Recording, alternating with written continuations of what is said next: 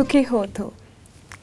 So while welcoming you to this program, I would like to read out something uttered by a very prominent character who is none other than Dr. Ananda Kumarasiri.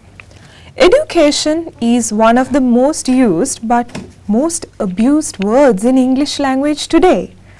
If you ask 10 people what the meaning and the purpose of education is, one would get 10 different answers.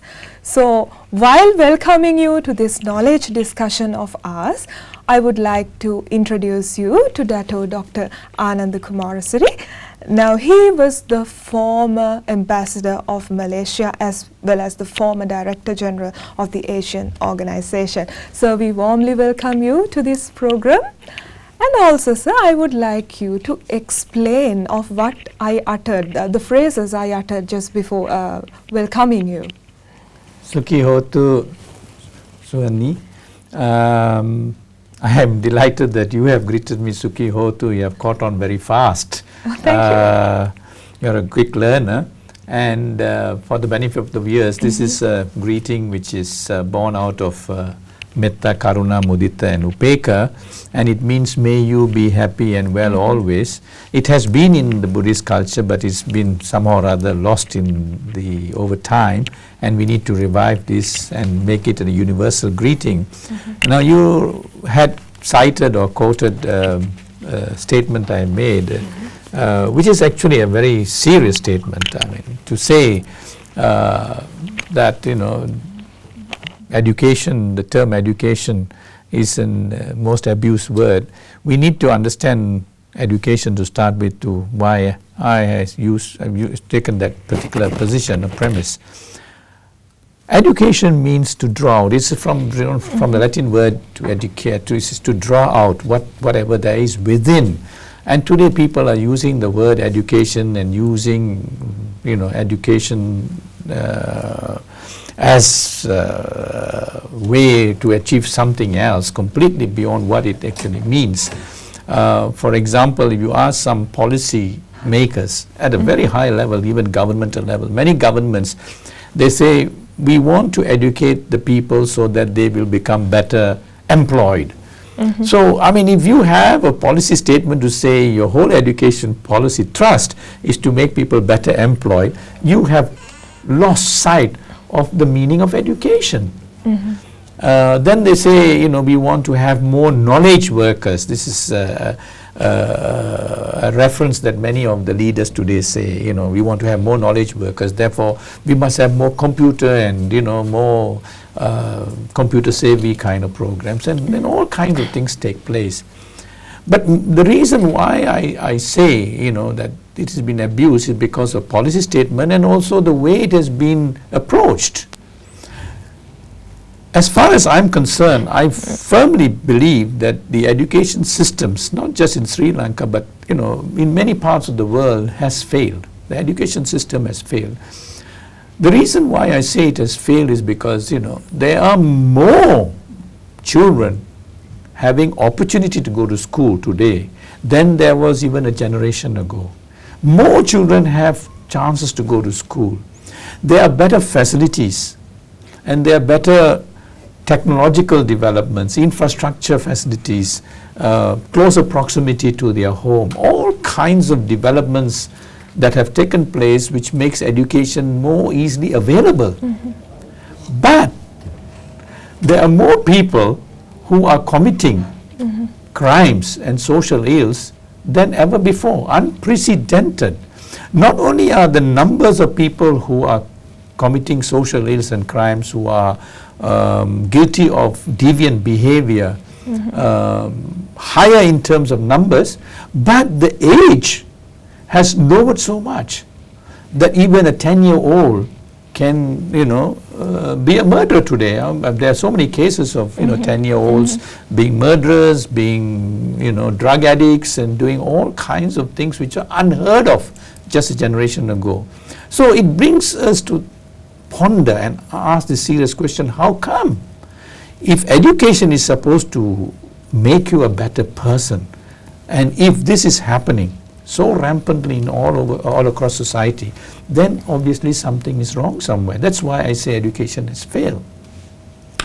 And when many of these policy makers and leaders tend to try and address this problem, they tend to fall into the same trap of looking at the symptoms of the problem.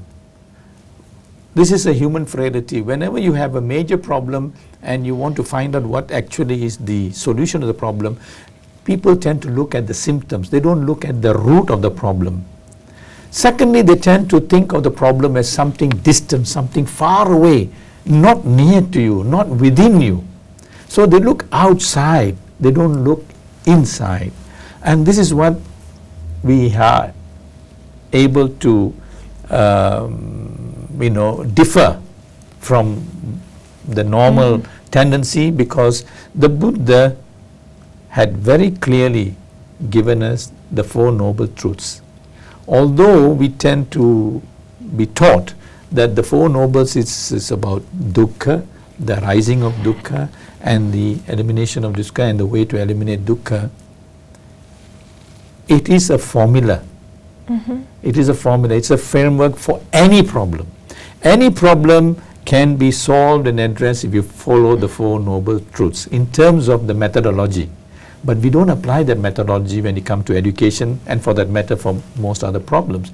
And therefore we are not able to overcome the problem of education. Now the problem of education is largely because they have not understood what education is all about. Education should be geared to bring about the development of the human being. And what is the human being? Even the term human being is not understood. In our language, for example, we refer to the human being as manusya, or manusya or manusa, and we are using this term very loosely without realizing why we use it. The reason why we refer to ourselves as manusya is because we have a mana or we have a mano, we have a mind. And the Buddha pointed out this mind can be developed, can be trained, can be cultured. It is because of our mind and because we are able to think and rationalize and behave according to our thinking that we are not animals. Actually, technically we are animals, but because we have the mind, we are referred to as human beings. And when we are referred to as human beings, is actually being human. The underlying word is being. That is how we get the word human being. But are we being human?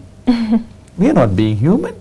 So the minute if you are not being human, you are no worse than an animal, tirisan.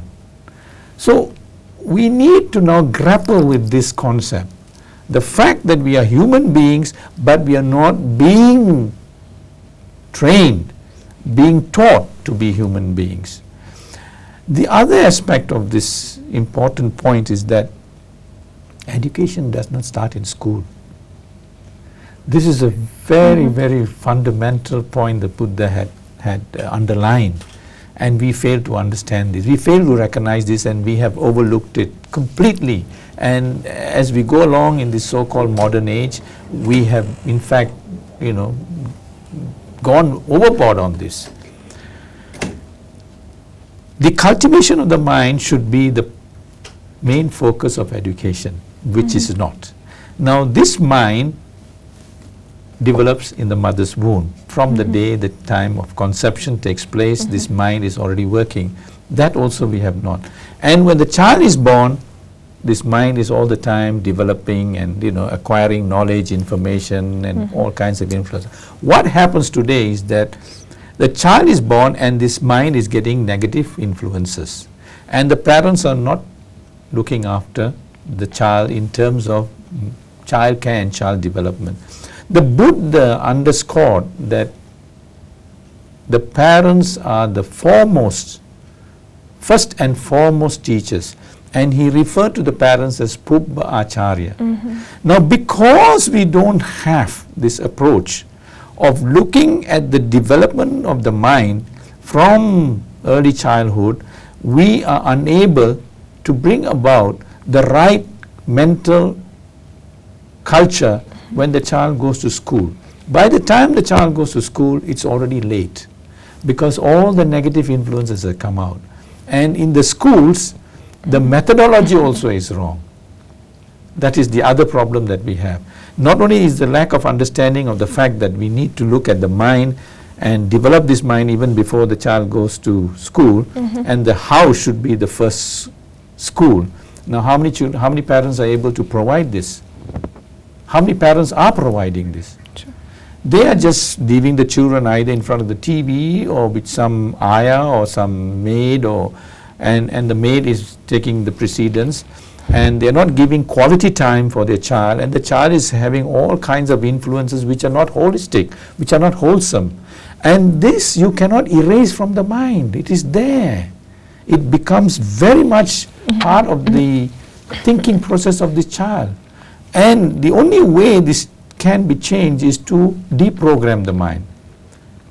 We need to deprogram the mind before we can bring in and culture the mind with what we want. Okay. So we talked about acculturalization. A wrong kind of acculturalization takes place.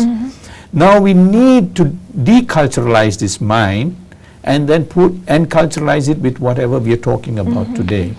So hopefully, if we can get parents and policymakers to understand that the root of the problem is not so much, in terms of some of the facilities and various other things that they think is a problem, but to develop an understanding among young parents particularly, before even they get married, that when they have children, they have to give their time and attention to develop the child's mind in a wholesome, holistic way at home, long before the child goes to school.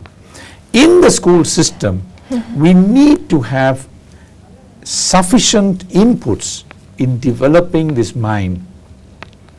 Today there's nothing being done in the education system to develop this mind.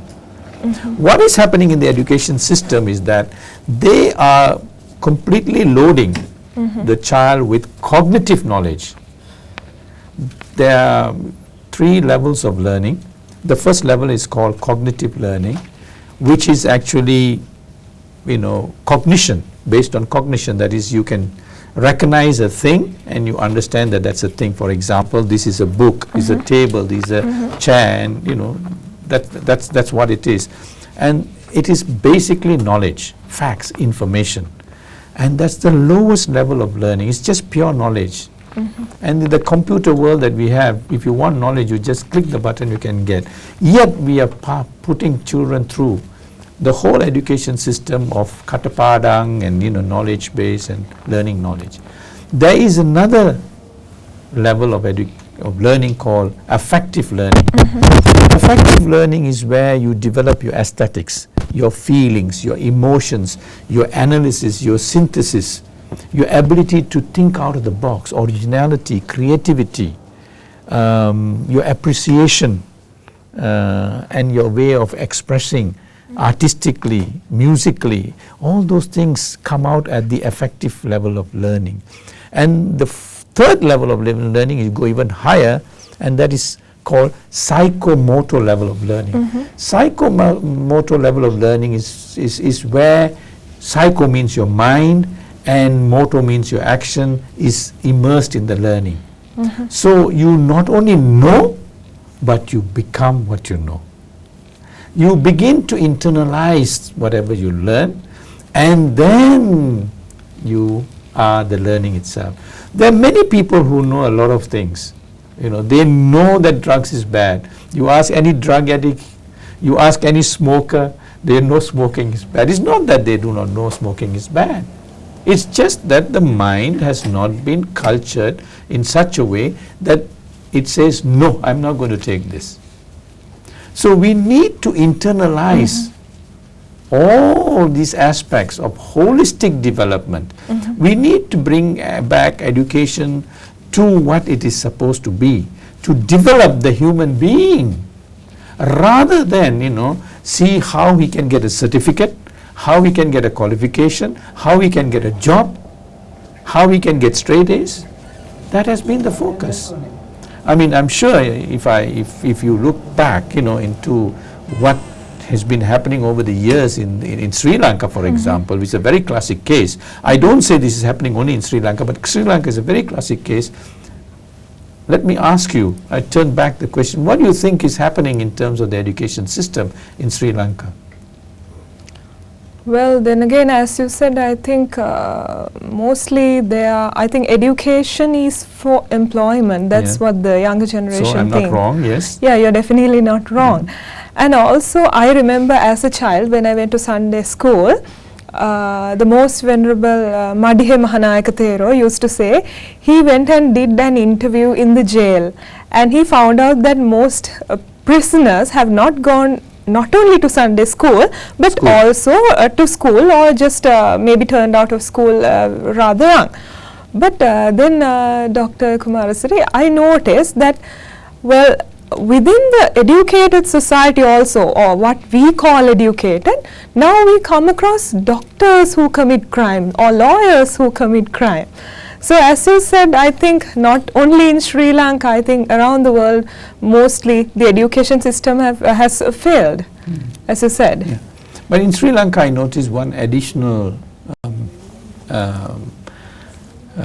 feature. And that feature is this tuition. Exactly. You have schools and you have a parallel system going on, tuition. And that's because, society, parents, teachers, policymakers, condone it or whatever, I do not know. And it has already been existing for some time. I mean, if you say that you need a tuition system, as a parallel system of education, that means obviously what is happening in school is a flop. It's a failure.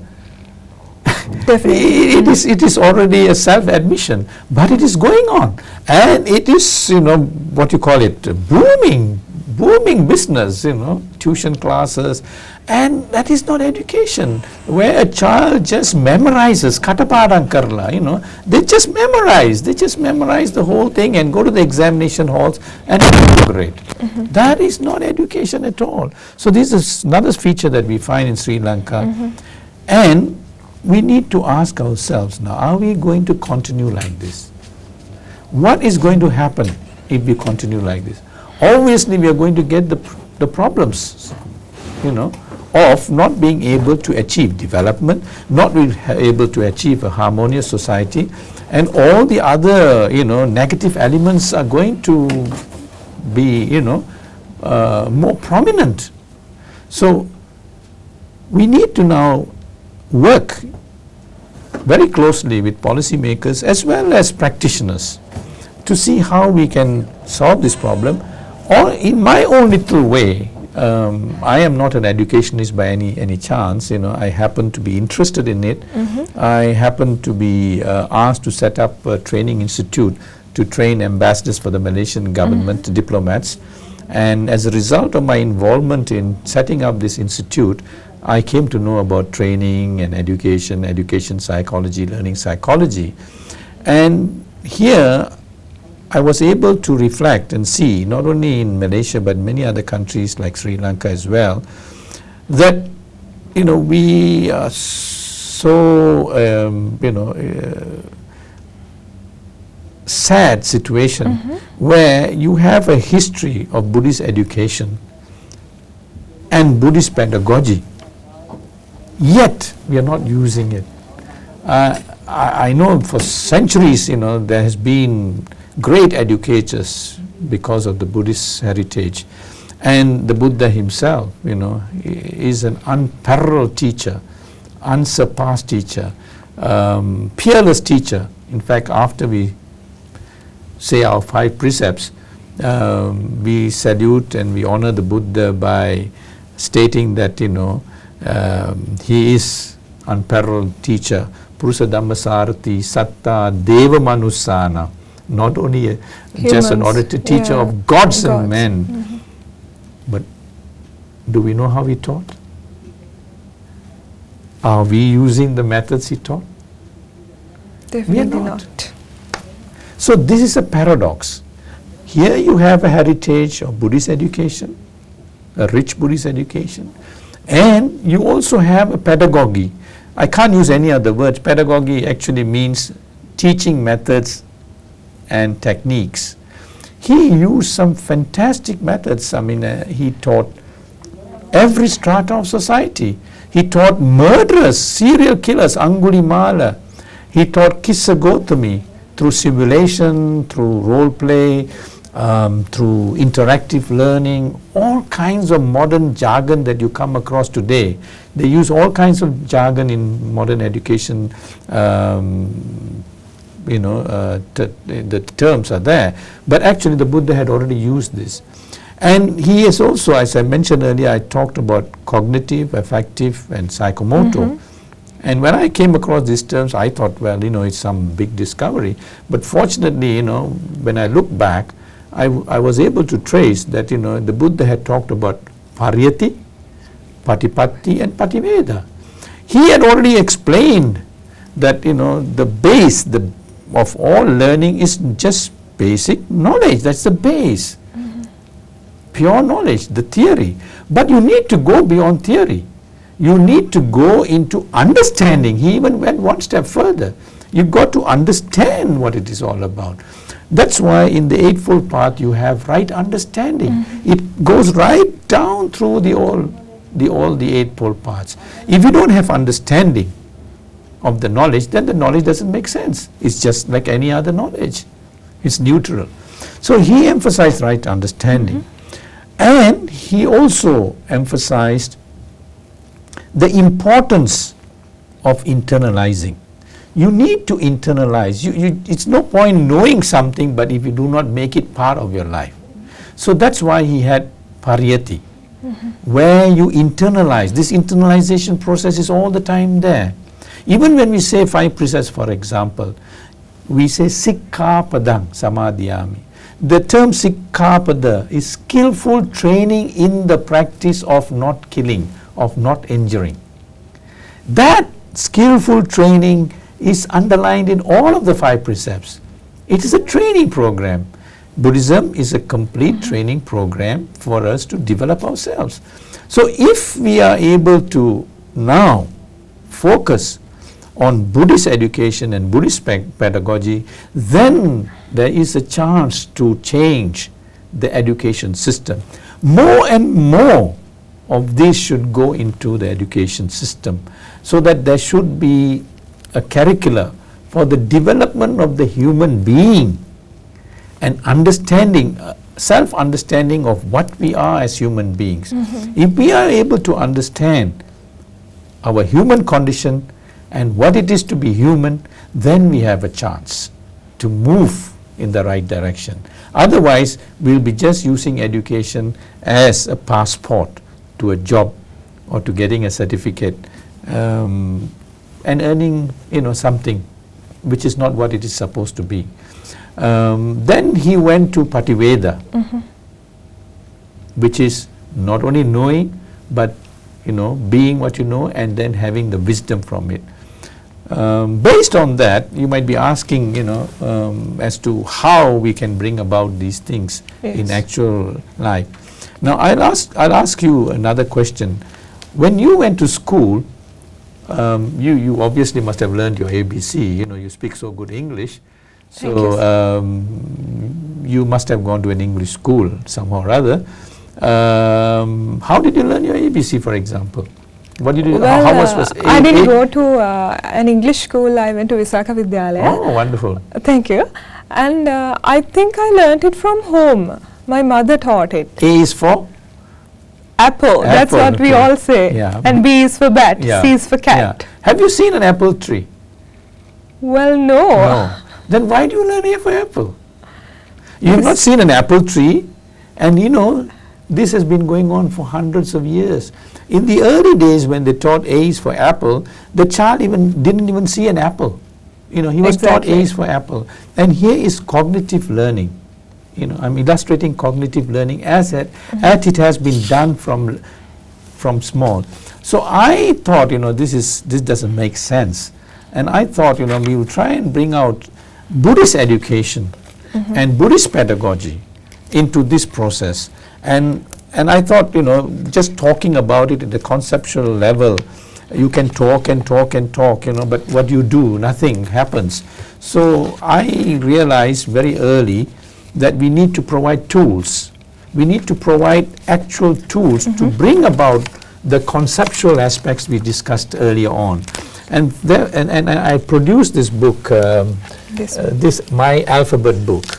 This book, My Alphabet book, Buddhist pedagogical approach, was intentionally brought as a tool, as an illustration, to put into practice what I had taught in terms of the concepts of learning and teaching. And instead of learning A for apple, in this lesson I teach A for altar. And I am not just teaching, I'm only just creating an atmosphere of learning. The unfortunate part today is that the teacher has become a teacher in the actual sense of the word, whereas he or she should only be a facilitator. The children should be learning much by themselves, and the best way to bring about this, the best way to realize is by interactive learning. If the children are interacting, talking, asking questions, then they are alive, then they are thinking, then they are learning. But if you just tell them this is it and repeat what it is like teaching a parrot. It's like, katapalang. I mean, you just teach and they're just learning on a route learning basis. And that is not learning. This lesson A for altar, I can manage it. I can run this for hours and hours throughout the year, in fact. I will ask the children, do you have an altar? Do you know what is an altar? And some children will be so excited. They'll be so excited they want to talk about the altar they have in the house. I am not teaching, they are talking. They'll be so proud describing the altar, what they do, how they do. And that's wonderful. They are alive. Then the child who has no altar will say, teacher, I don't know what an altar is. By the time the class is finished and they go home, that child who has no altar will tell the tata and ammi or the father and mother that she wants an altar automatically. So I've taken the lesson from the school, from the classroom to the home. Then I ask a number of things, what do you find in the altar? They talk, they describe. I can have a simulation program. I can create an altar in the classroom, make them bring some things and have a puja. They are alive. This is simulation. This is role play. They are active learning. This is experiential learning which the Buddha taught. The Buddha said, experience, find out, investigate. And we can't do this unless we bring about this form of learning, this approach of learning. Well, I think we do this type of lesson at this the Hampasala or the Saturday school rather at the Sambodhi Vihara, and most kindly doctor has taken over a class, I suppose. I did once. And I had proven, in fact I asked the children to draw their altar. The next Saturday, children brought so proudly, I said, I want to pin up your altars. They brought up the altar so proudly, and they started showing very proudly the altar in the house. They also said that they helped the parents to pluck the flowers for the puja in the house. Then there is also the other aspects, of why they offer flowers. They learn. As I said, the mechanical side is now what is in vogue. But here the child now knows why I offer flowers. What is the significance? The child learns deep Dhamma from this. I have taught them that if the flower is beautiful and bright but has no fragrance, no insects will come and pollinate it. Nobody wants to come, none of the insects. But even if it's not beautiful, but if it has got fragrance, and it is able to, have that fragrance, insects will still come. Similarly, children, You might be the most beautiful, you might be the most handsome, you might be the richest, the cleverest in the class. But if you don't have virtues, if you're not kind, if you're not well-mannered, good behavior, nobody will want to come close to you. And so they are able to understand this. And of course I give the history of offering of flowers. It's a cultural history. Whenever, a respected person, that has been the tradition to express our appreciation and joy and honor of that person seeking refuge, all those things. We can go on and on and on teaching the Dhamma in English, and at the same time they learn the vocabulary, they learn the alphabets, they learn the language. It's much better than learning A for apple, and I go on and on. In fact, I say C is for cat, is the normal way that you learn. But here, I'm able to teach C is for caring. C is for caring. How do you care for your mother? How do you care for your grandfather? How do you care for your father? And how do you care for your grandmother? And the child is able then to go home and practice and come back to class and say, I did this, I did that, I'm doing this, I'm doing that. This is fun. Yeah. We should make learning fun. Whereas we are making learning such a torturous thing. Even at the age of the child, I know children are going to tuition class at the age of 5 and 6. In Singapore, they are competing with each other just to be first in the class, which is a crime because the child is growing at this age. The child needs to experience, to feel, to grow up in the normal, natural process. But we are just turning them out to be something else. And some of them just get burnt out. They fall out of the education system. They just give up. It's too much. Some commit suicide, And the other point I need to point out is that our value systems have to change. We tend to value these straight A's as the all and be all of, a child's life and education. Parents and policy makers make it to be so, and we honor and we, glorify these people. But if you take this number of students like a pyramid, it's only 1 or 0.5 or what small percentage of students are involving the top A's. What about the rest? You mean to say useless? If this is how we are going to look at them, we are asking for trouble. In fact, a nation is built by the people who are below. The bulk of the people are middle and below, so they have to be more productive, they have to be more energetic, more alert, more resourceful. We need to motivate them. The achievers will automatically go on their own, whether the teacher praises them or not, they'll be doing well. But we need to now make the others feel that they are also benefiting, they are also learning, and they are also important and valuable people of the country, citizens of the country. Yes, well, sir, I would like to ask you now, you just happened to mention some children, they just fall out of they just get burned out from the education system because it's far too much for them.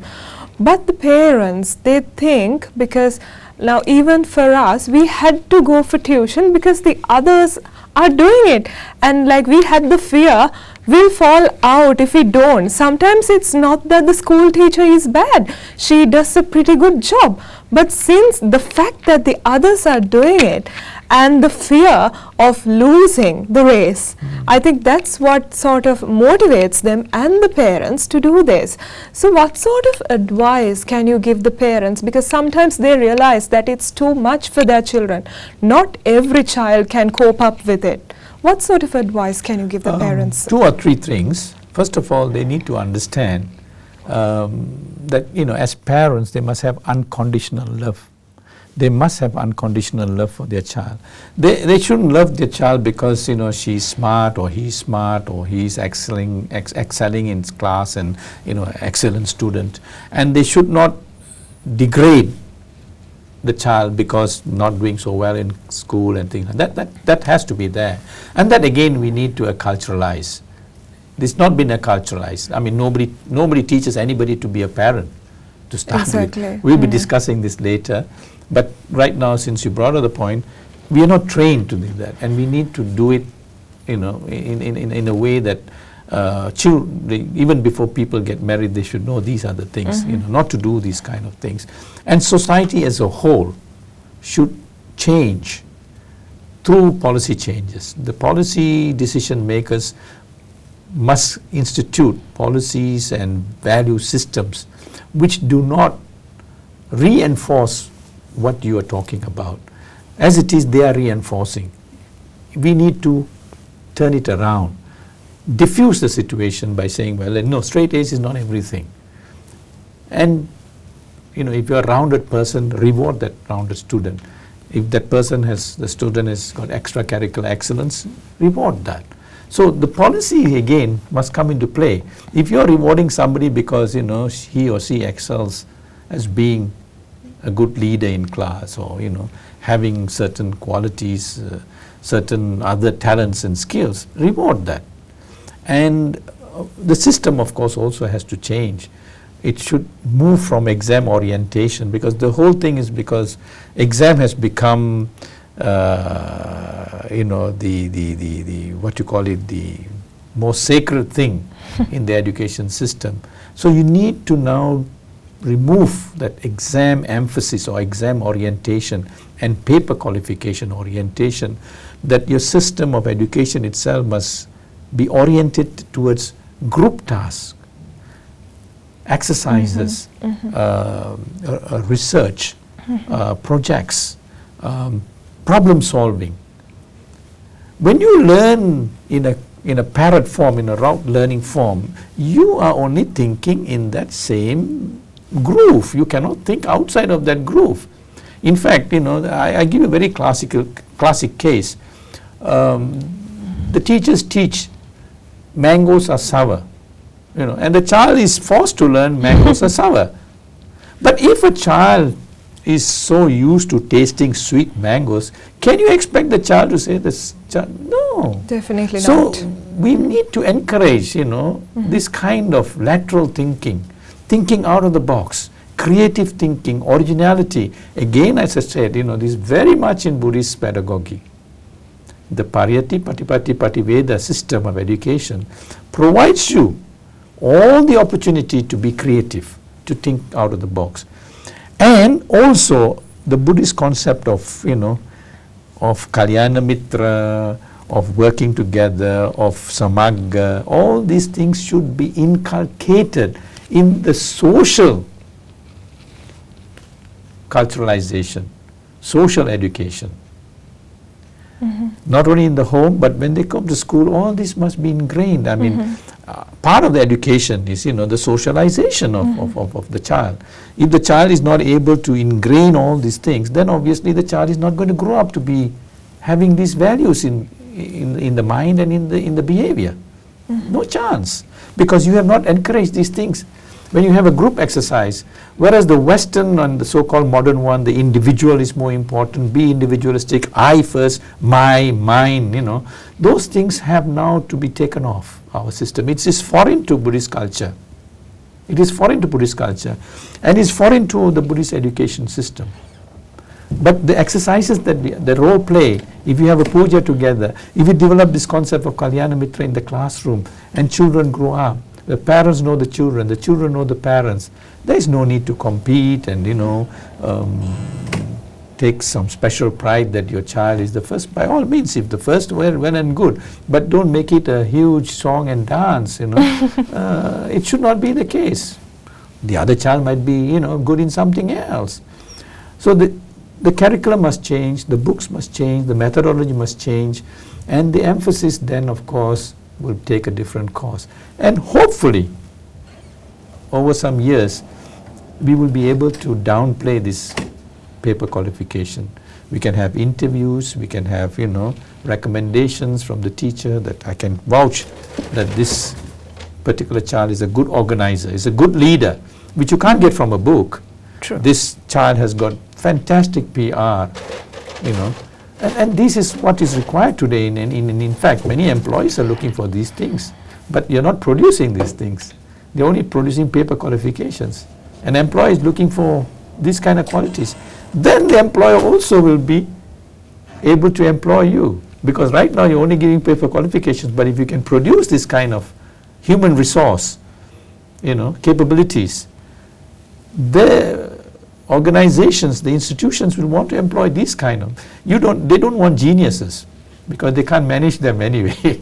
Exactly. Yeah. If the child is excelling in some area, well and good. And in the computer age that we have today, creativity cannot be, just overnight developed. It has to be a culture that has to be ingrained from small. And this is only through process of opportunity and the own method and your inbuilt methodology to provide these opportunities. And creativity, that's why in many countries they don't have creativity because you don't give the opportunity. You have already taught the child to think in a very structured way. Exactly. And the child who thinks differently is punished. Can you imagine how if Siddhartha had followed the same way, of thinking, he would never have been the Buddha. But he thought out of the box. He went, he investigated, he inquired, he found out all these things. You mean education should take some constructivist approach? Yeah, constructive and also opportunity, provide opportunities for creative thinking, lateral thinking, for children to talk, to express themselves. In fact, in America, in America and in England, many of the schools have already adopted, they have downplayed classwork, daily work is given certain percentage. Group work is given percentage. If I know that my grades will be down, if my whole group is down, then I'll work very closely with my group and my group marks will also help me to have a higher mark. The process in developing this creates that harmony, that collectivity, that connectivity, all those other things which cannot be taught. The other thing which we fail to understand is morals, ethics cannot be taught. It has to be cultured. And we teach morals, we teach ethics, we have exams for morals and ethics. That is not what the Buddha taught. You cannot teach these things.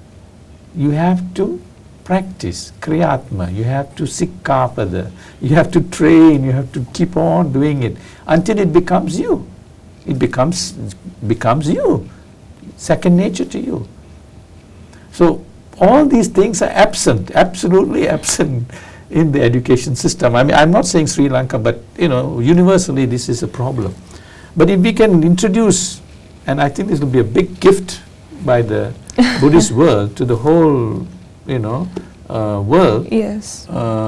If we can introduce these concepts and these ideas, the Buddha, after all, I have great confidence because he is a peerless, unparalleled, unsurpassed teacher, and definitely these are the methodologies he used, and he was highly successful. There were no Buddhists during his time. He went, to all towns, villages, teaching those who had different ideas, completely opposite ideas. He was able to change them because of the methods he used. Not just the teaching, but the methods as well. Wonderful methods, I suppose. Yes, and because I remember for this lady, Queen Kema, who was really proud of her beauty. Yes. A wonderful method was applied. Yes. Carry on. A wonderful method was applied because the Buddha made her see a picture of a lady and how the lady became old and ultimately died, and thereby explaining or just make her understand how that the body would decay. So I think that's what the Buddha applied, and I think, sir, now these days we are talking about constructivism, problem-based learning, activity-based learning. We talk about them a lot, and most of them are from the Western writers, and we sort of admire them. Okay, this is the way. But I suppose we have forgotten what the Buddha taught us. You're very right. You're very right. They are jargons. Modern jargons, Exactly. You have, not only that, you have people like Stephen Covey, Zig Ziglar, Napoleon Hill, Anthony Robbins, they come to Sri Lanka, they come to Malaysia, they come to Singapore, they have a big hall, and you pay thousands and thousands of dollars just to go and listen to them. And what does Napoleon Hill say? He says, if your mind visualizes or your mind thinks, then you will become. The Buddha has taught this 2,500 years ago. The mind is the forerunner of all your thoughts, speech and actions. Yes, the first 2 verses of the Dhammapada is all on the mind. And that alone is enough for us to show that, this is something which is very familiar to us, and we have been having it for more than 2,500 years ago. You're very right that these are all new jargons being used. The Buddha had, you mentioned Queen Kema, her vanity, he used what is called visualization techniques. And today modern trainers, modern teachers are using this, including in sports. If you watch a tennis game, for example, or even a golf game, you'll find that cricket, for example, you'll find them visualizing their stroke. Exactly. That's the visualization technique. You'll find them psyching themselves up, you can see the body language, the body action, all these things the Buddha had already taught. He used the visualization technique, and even in his own aspiration to attain Buddhahood, he used to recall the old man, the sick man, and the corpse, the dead corpse. That psyched him. These are visualization techniques he used. I must get out of this. And the inspiration he derived from the samana, the calmness, the serenity. I must achieve this. This is the way. That inspired him to live. That is what triggered him to want to live and seek and to go forth. So he was very aware of these things, and he used all of these things. We can very comfortably in Sri Lanka and other traditional Buddhist countries very readily and comfortably bring it into fruition. We can introduce them in many ways. As I said, I've only done a little bit, and my mission actually is to encourage others. I'm not an educationist, as I want to repeat over and over again. If I can come up, with this kind of materials, I'm sure those who are very learned, very talented, very skillful educationists, they should be able to come up with similar books. And over a period of time, we will be able to have a pool of books. From here, I went on to the other book, which is called My First Word Book. Here again, I endeavored to introduce the Buddhist pedagogy of Pariyati, Patipatti and Vatveda, and in English terms, cognitive affective learning. The child here is able now to read. It's beyond, after the alphabet, and of course, this is my parents, I owe it to them. They were the Pubba Acharyas, and that is why I am able to speak to you in the way I'm speaking today. And I thought I'll also share some guidelines with parents. Here in this book, what I did was, I introduced sentence structures that were completely different from what you get in the normal books which come from, the West. Here, the sentences create the value systems we were talking about earlier in our discussion. And why do they go to the altar? Again, a lot of discussion takes place, interaction among the students, and the teacher is facilitating. There are a lot of vocabulary that the child is able to develop through these lessons, which are holistic and which are able to bring about that value systems we are talking about.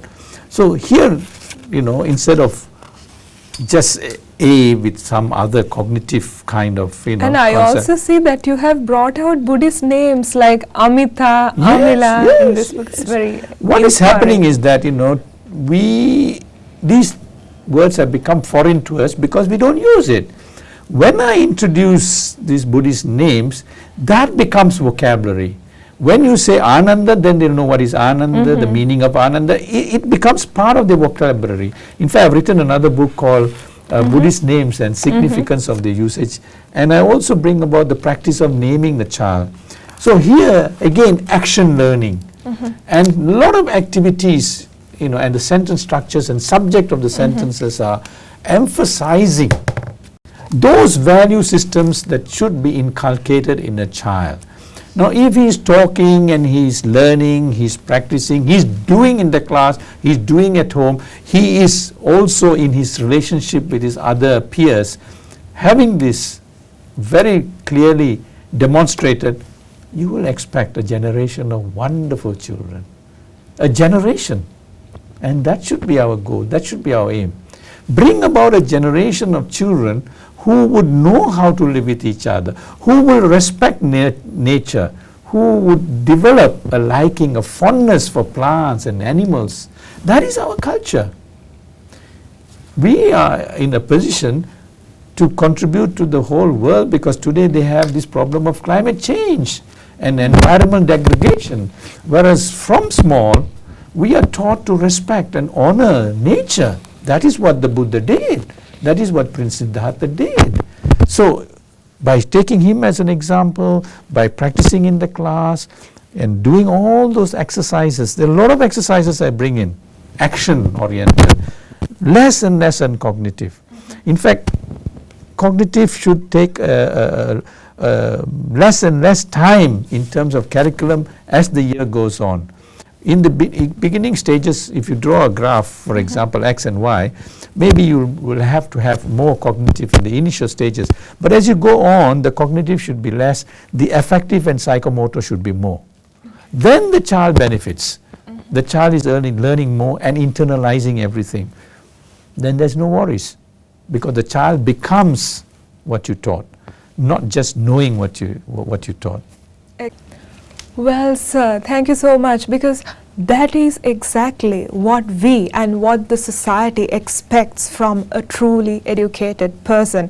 And as we all know, it is always said, it is always great to light up at least one lamp without cursing the prevailing darkness.